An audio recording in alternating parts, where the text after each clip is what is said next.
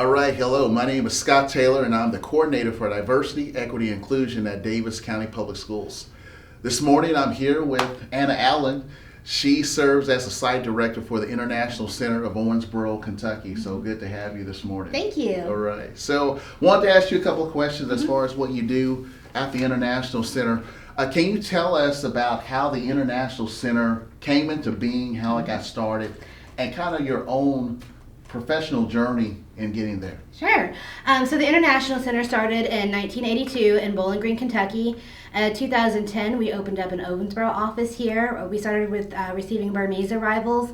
And 2016, we started taking in Somali arrivals. And then 2018, we started receiving people from the Democratic Republic of Congo. And now we're getting ready to take in people from Afghanistan. All right. Yeah. That's exciting. Yeah, Very exciting. it is. So my professional journey started, I was originally wanting to be a teacher, and I was a senior at WKU, and I went on a mission trip. This is in 2011. And we were working with Life Impact International. They rescue kids from the sex slave trade over there. And the majority of the kids that they were rescuing were Burmese refugees. Gotcha. And so we went to this refugee area where they were just kind of coming and fleeing to, and it was a big trash dump. And they were going there so that way they could kind of go through the trash and find things to sell, and that's how they were making money to eat. And we went in there to pass out rain boots and food, and I was so unprepared for seeing anything like that. I'm sitting here wearing white sweatpants, and we're mucking in this muck that's like, knee deep, and I'm thinking about my white sweatpants because this is how detached I was. And we turn a corner and we see these kids there, and most of these kids, none of them had shoes, some of them didn't have pants, some of them didn't have shirts, and it was just this moment of instant conviction. And I'm sitting here and I'm seeing these kids who, they've had their home taken from them, they've had their family taken from them, they've had their identity taken from them, but they're sitting there smiling and they're playing like kids do. Their joy wasn't taken from them. And I had known before that these kind of struggles and poverty existed, but there's a difference between knowing something with your head and knowing something with your heart, and that's where I learned it with my heart that day. And so I came back and I added a sociology major, and I decided I wanted to work with refugees from then on out. I mean, that story is powerful, and that you have a passion for this. Now tell me a little bit about the process of a refugee or international family when they relocate here to Owensboro. What does that look like? So first they will flee their homeland. If they're coming through the refugee program, they're going to apply for refugee status through the UN or through a U.S. embassy, and then they'll go through a refugee determination. So first they're going to say, can this person safely be resettled back in their home country? If no, then they're going to say, can this person safely be resettled in the country that they fled to? If the answer is no, then they're going to look at them for a third country to be resettled in.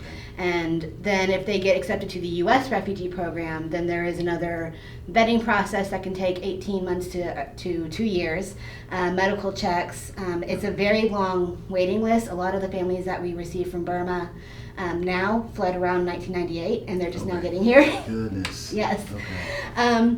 And so once they get here, we'll get a notification from USCRI saying, okay, this family is going to arrive at Evansville Airport at this date and time. Okay. We will pair them with a social worker or a case manager, and at that point we kind of hit the ground running. We try to have an apartment ready for them and fully furnished, dishes, furniture, towels, bedding, everything, cabinets stocked with groceries ready to go before they land. And then the caseworker will go and pick them up from the airport. She'll bring them back here, and she'll work with them for the first 90 days in the country. All right. Gosh.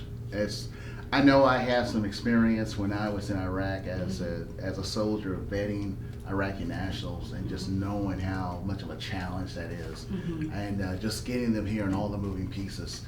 Yeah. So when we say different things like refugee or international student, what are some words that we can use or you could help us with that are value added? Because I know sometimes refugee may have a negative connotation. Yes. We like to use the word New Americans. Okay. Yeah. We say New Americans, new arrivals, but because this is their country now. They're going to be Americans. This is their home now. So we like to make sure that they feel included in that, and that we are saying, yes, you are our neighbors, you are our countrymen. you're part of us. I like that. I love that. New Americans. And I know we've also talked about first friends. Yes. You know, we can incorporate that. Hey, we're your first friends because you're new Americans and those types of things. And kind of take away that stereotype. Yes. A lot of times when those new Americans, when they actually show up. So that really helps us become more culturally responsive at the same time. So you heard it here first, new Americans. So that's very good. So give us a little update on the Afghan New Americans, I guess we could say, the Afghan students that are coming in, their families. Yes, so we are expecting 100 arrivals between now and March 31st. I know we have a single gentleman arriving next weekend, and then I have another married couple and another single that's in my pipeline. They'll probably be coming by the end of the month. Right. Last I heard that whenever it does pick up and start going, then we can start expecting about 20 people per week. Okay. Yes. All right. Yeah, so that's the newest information. I found that out Friday. Okay, so right now it's kind of a trickle, then it's It like is. a fire hose. Yes, so Gotcha. whenever they're coming, they're fleeing Afghanistan and then they're going to lily pads or army bases in Europe. Yes. And that's where they're going through the vetting process. Okay. And then once they get through the vetting process, then they're going to army bases in the Right. U.S. And from there, that's where they're going to finish the medical process, get the employment authorization, and be assigned a city for resettlement. Okay. And so, like, the first group of those that are ready for resettlement are just now ready to go out to their new cities. All right. All Yes. right. Also, we have a lot of employees in Davis County. They have been sending emails, asking questions, and talking to each other like, hey, how can we help Afghan refugees or those coming in that will become new Americans, and also our other international centers. How can we help? I mean, let us know, how can we help your efforts at the International Center? That's excellent. So as far as donations go, I would say winter clothing, especially coats and gloves and hats, and then household items like dishes and towels and silverware. If you want to get involved, we are looking for mentors. So we are wanting to pair every arrival with a mentor or a mentor family, just to be their first friends when they come in, greet them at the airport, help them feel less isolated. It's a new country, it's a lot of changes, a lot of times there's a language barrier there, and so people who are willing to say, I'm going to reach out across that language barrier, I'm going to find a way to communicate, I'm going to let them know that they are loved, and surround them with community. Right. Absolutely. So yes.